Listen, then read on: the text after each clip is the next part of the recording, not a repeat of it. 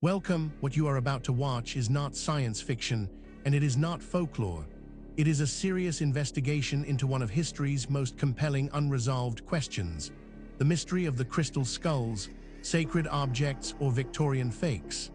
Across the world, in universities, research institutes, and field excavations, serious scholars are wrestling with evidence that does not fit the accepted story. Evidence that has been documented, measured, and peer-reviewed, and that still has no satisfying conventional explanation. We are going to look at that evidence carefully, without prejudice in either direction. Not dismissing what is extraordinary, but not accepting it without scrutiny either. The truth, as always, is in the details. Throughout the second half of the 19th century, a series of elaborate crystal objects began appearing on the European antiquities market, presented as sacred Aztec or Maya artifacts of extraordinary antiquity. The most famous, a life-size human skull carved from a single piece of clear quartz, became known as the Mitchell-Hedges skull after the British adventurer Frederick Albert Mitchell-Hedges, who claimed it had been discovered by his adopted daughter beneath a Maya altar in Belize in 1924. The skull attracted enormous popular fascination, aided by Mitchell-Hedges's colorful accounts of its supernatural properties. He called it the Skull of Doom and attributed healing and curse-inducing powers to it. It became a touchstone of alternative archaeology and eventually inspired the plot of a Hollywood film. Several other crystal skulls appeared in the collections of major museums, including the British Museum and the Smithsonian. Then the testing began. Electron microscopes applied to the surfaces of the major skulls found marks that could only have been made by modern rotary cutting wheels. Sales records emerged from Sotheby's auction house in London, placing the Mitchell-Hedges skull on sale in 1943, more than 20 years after the claimed discovery in Belize. One by one, every prominent crystal skull examined by scientists was confirmed to be a post-1850 European fake. Not a single pre-Columbian crystal skull has ever been authenticated. This is where our investigation begins. Stay with us, because the further we go into the evidence, the more extraordinary it becomes. The story you think you know is only the surface. Beneath it lies something far more remarkable. Let us begin. Before we examine the specific evidence, we need to step back and understand the context. This case does not exist in isolation. It sits within the wider world of ancient technological anomalies, and to properly evaluate what we are looking at, we need to understand the broader picture that surrounds it. The official story of technological progress follows a reassuring arc. Stone to LS giving way to bronze, bronze to iron, iron to steel, and finally, the Industrial Revolution catapulting humanity into the modern age. In this narrative, each generation inherits a slightly more sophisticated toolkit than the last, and no knowledge is ever truly lost. It is a comfortable story. It is also, in key respects, demonstrably false. History is littered with technological achievements that appeared centuries before their supposed invention, vanished after the cultures that created them collapsed, and were reinvented, often with great difficulty, by later civilizations who had no idea the knowledge had ever existed. Roman concrete was stronger and more durable than most modern concrete, and was not matched again until the 21st century. Greek fire, the incendiary weapon that protected the Byzantine Empire for centuries, has never been fully reproduced. Damascus steel, capable of holding an edge that modern metallurgists struggle to replicate, disappeared with the craftsmen who made it. These are not myths. They are documented historical losses of genuine technical knowledge. When we encounter an object from the ancient world that should not exist, a battery from Baghdad dated to the Parthian era, a computing mechanism salvaged from an ancient shipwreck, a map showing geographical features that were not officially discovered for another millennium, the temptation is to dismiss it as misidentified or misstated. That dismissal is sometimes warranted. But when such objects accumulate, when the pattern becomes too consistent to ignore, the honest response is to ask whether our model of ancient capability is simply wrong. This context matters because it tells us something important. What we are about to investigate is not an isolated curiosity. It is part of a pattern that researchers in multiple fields have been independently documenting for decades. And patterns in science demand explanation. With that foundation in place, let us now turn to the specific case at hand. Now we reach the heart of the matter. The core evidence surrounding the crystal skulls, sacred objects, or Victorian fakes is more extensive, more verified, and more troubling for conventional explanations than most people realize. Let us walk through it systematically, fact by fact, and allow the evidence to speak for itself. We are not going to speculate here. Every point that follows is documented in peer-reviewed publications, official archaeological records, or government archives that are publicly accessible. The question is not whether these facts are real. The question is what they mean. Consider this first extraordinary detail. The Mitchell-Hedges skull is a life-size crystal skull owned by Anna Mitchell-Hedges, who claimed it was discovered at the Maya site of Lubantan in present-day Belize in 1924. According to Anna's account, she found it beneath a collapsed altar on her 17th birthday during an expedition led by her adoptive father Frederick Albert Mitchell-Hedges. No contemporaneous record from the expedition, photographs, diary entries, or expedition reports documents the discovery or mentions the skull. This single data point, if taken in isolation, might be set aside. Anomalies happen, instruments malfunction, researchers make mistakes. But as we continue, you will see that this is not an isolated anomaly. It is part of a consistent and documented pattern. But that is only the beginning. Researchers also discovered the British Museum examined its own crystal skull in 1996 using scanning electron microscopy and found tool marks on the surface consistent with modern rotary cutting wheels and abrasives, technologies unavailable in pre-Columbian Mesoamerica. The Smithsonian Institution analyzed a skull donated in 1992, said to be Aztec in origin.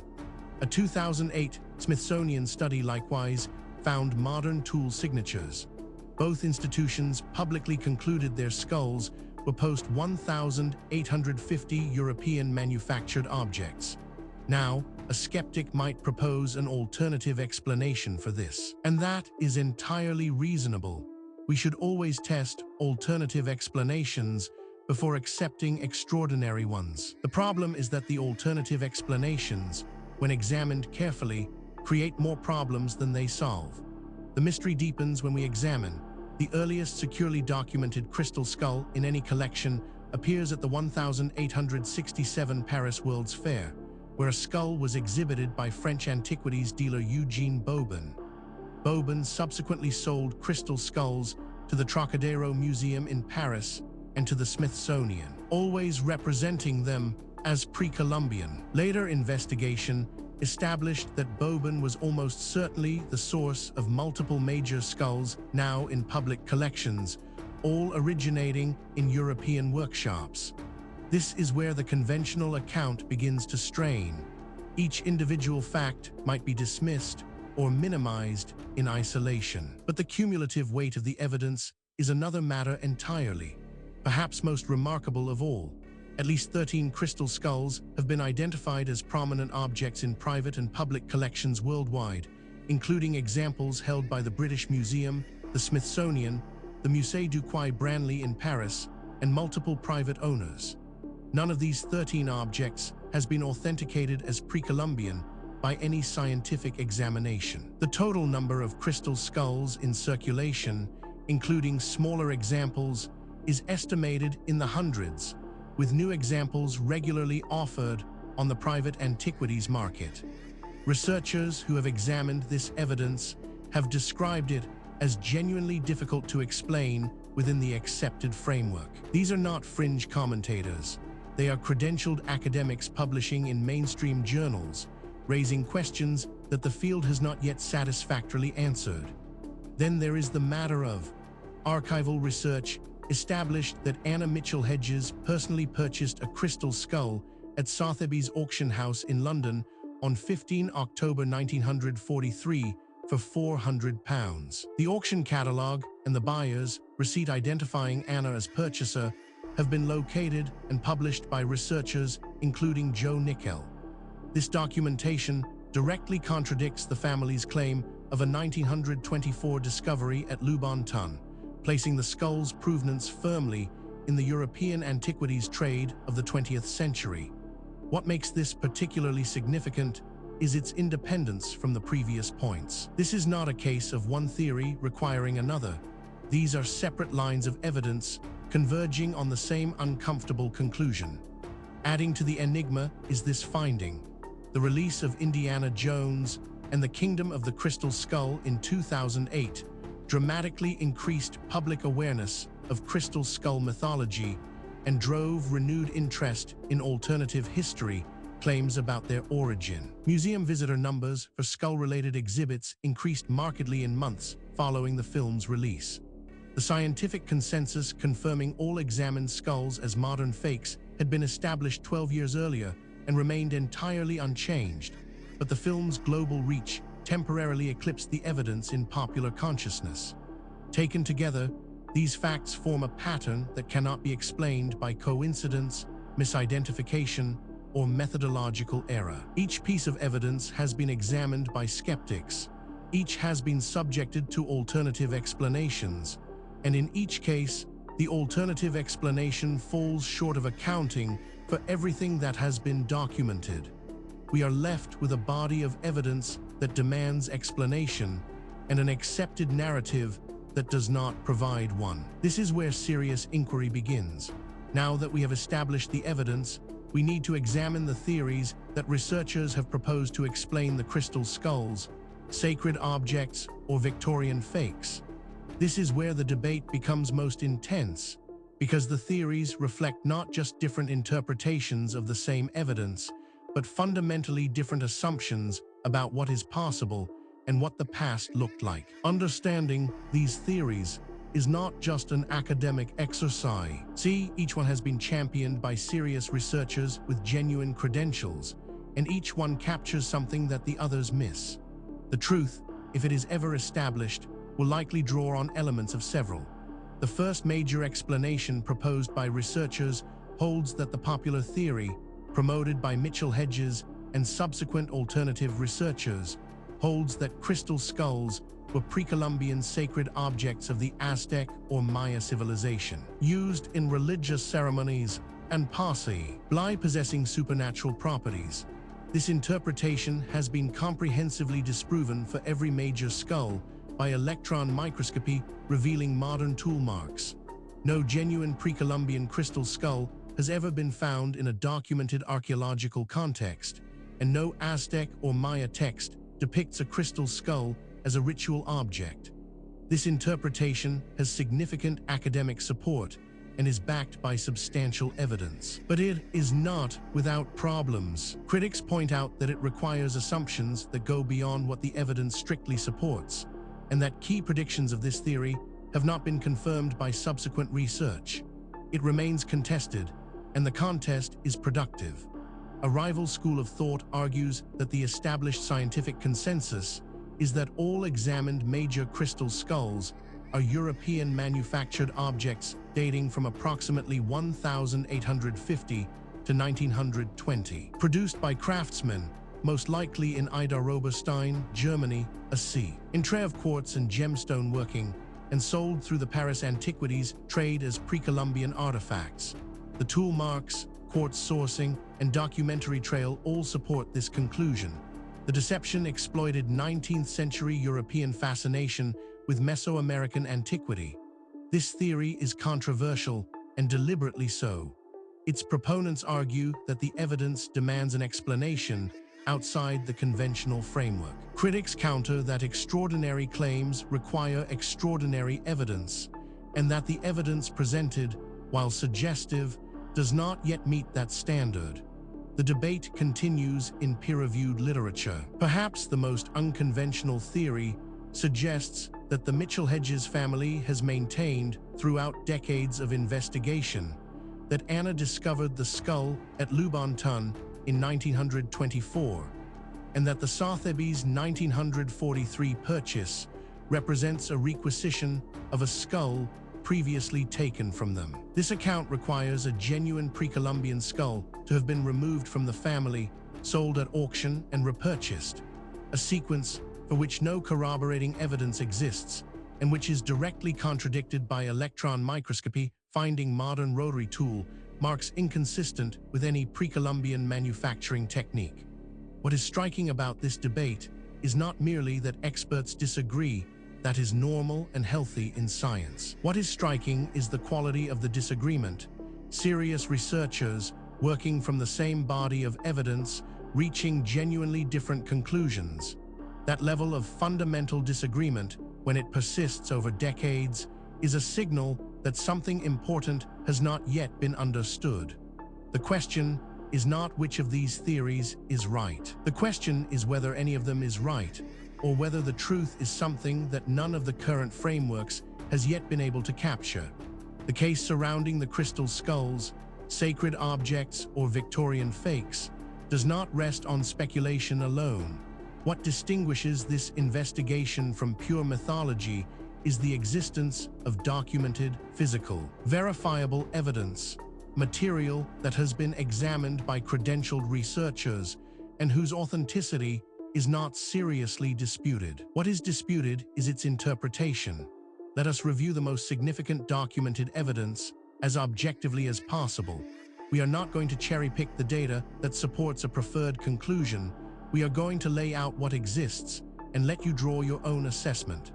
Physical evidence supporting this account includes the British Museum's 1996 electron microscopy examination of its own crystal skull, conducted by Margaret Sachs and colleagues, and published in the Journal of Archaeology. Eichel Science identified tool marks produced by rotary wheels coated with hard abrasives, a technology unavailable in pre-Columbian Mesoamerica. The marks are distinct from those left by the sand and stone abrasion techniques used by indigenous craftsmen and cannot be explained by any tool available before European industrialization. This evidence has been subjected to independent verification. Skeptics have examined it. Alternative explanations have been proposed and tested. The data remains. The question of what it means remains open. Investigators have documented the Smithsonian Institution's 2008 study of a crystal skull donated as a purported Aztec artifact found identical evidence of modern manufacture.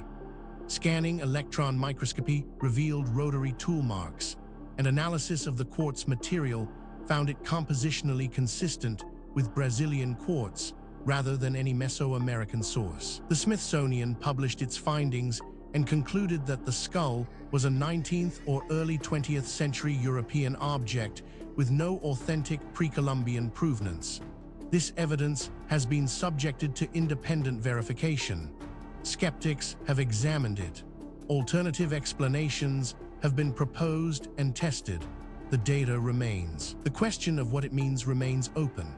On-site analysis revealed no crystal skull recovered from a documented, verifiable archaeological excavation of a pre-Columbian site has ever been identified.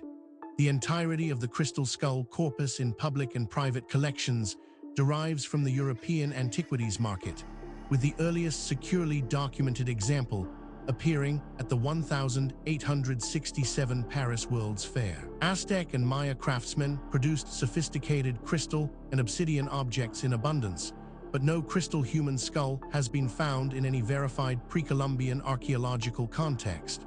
This evidence has been subjected to independent verification. Skeptics have examined it. Alternative explanations have been proposed and tested. The data remains. The question of what it means remains open. Each individual piece of evidence might, in principle, be explained away. A single anomalous artifact might be misidentified. A single anomalous date might reflect contamination. A single anomalous eyewitness account might reflect misperception. The question is whether all of the evidence can be explained away, and whether the explanations required are more or less plausible than the evidence itself. When multiple independent lines of inquiry converge on the same conclusion, that convergence is the most powerful signal in empirical science. And that is exactly what we are seeing here. We have examined the history, the evidence, and the theories surrounding the crystal skulls, sacred objects, or Victorian fakes. Now we need to ask the question that is sometimes overlooked in discussions of ancient mysteries. Why does this matter? What does it mean for us today? It would be easy to file this away as an interesting historical curiosity, a puzzle from a distant past with no bearing on our present lives. That would be a fundamental mistake.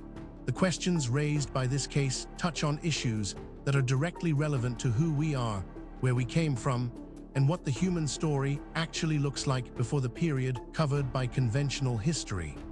All major crystal skulls in public museum collections have been confirmed as post-1850 European manufactured objects by scientific examination. And this consensus has not been challenged by any peer-reviewed research since the British Museum and Smithsonian studies were published. Legitimate Aztec and Maya crystal and obsidian artifacts exist in abundance and are genuine objects of great cultural significance. The crystal skulls do not belong to this tradition. The Mitchell-Hedges family continues to assert the skull's pre-Columbian origin and tours it for lectures and exhibitions. Indiana Jones and the Kingdom of the Crystal Skull in 2008 introduced the mythology to a new generation. The scientific case is closed. Every examined skull is a fake. The enduring mystery is not where they came from. It is why the deception has proved so difficult to dislodge from popular belief, despite unambiguous physical evidence. Furthermore, the tools available to investigate these questions are advancing rapidly. Satellite imaging, ground-penetrating radar, ancient DNA analysis, isotopic tracing, and deep-sea sonar are all providing capabilities that previous generations of researchers could only dream of. Cases that were genuinely unresolvable 10 years ago are now open to new analysis, and the findings, consistently, are expanding rather than contracting the mystery. The investigation continues. New discoveries are being made. New analyses are being published. New voices are entering the conversation from disciplines that were not previously part of the discussion. The answers, when they come, and they will come, will not merely solve a historical puzzle. They will force a fundamental revision of assumptions that underpin our entire understanding of human history and human potential. We have now walked through the complete case of the crystal skulls, sacred objects, or Victorian fakes, from the historical record through the physical evidence. Ask the competing theories and into the modern significance of what remains unresolved. What the story of crystal skulls ultimately reveals is not just a historical puzzle. It is a mirror.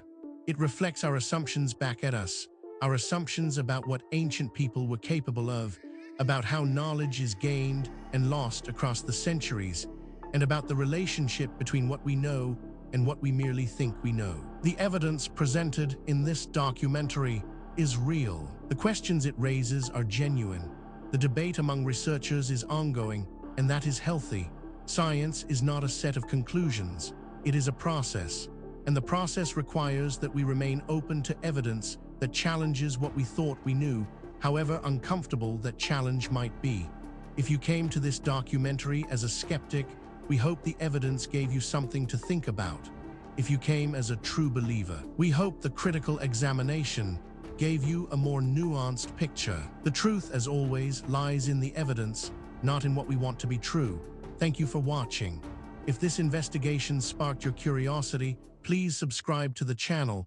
We publish new documentaries every week, covering the full range of historical mysteries that the mainstream has not yet adequately explained. Leave a comment below telling us which case you want us to investigate next.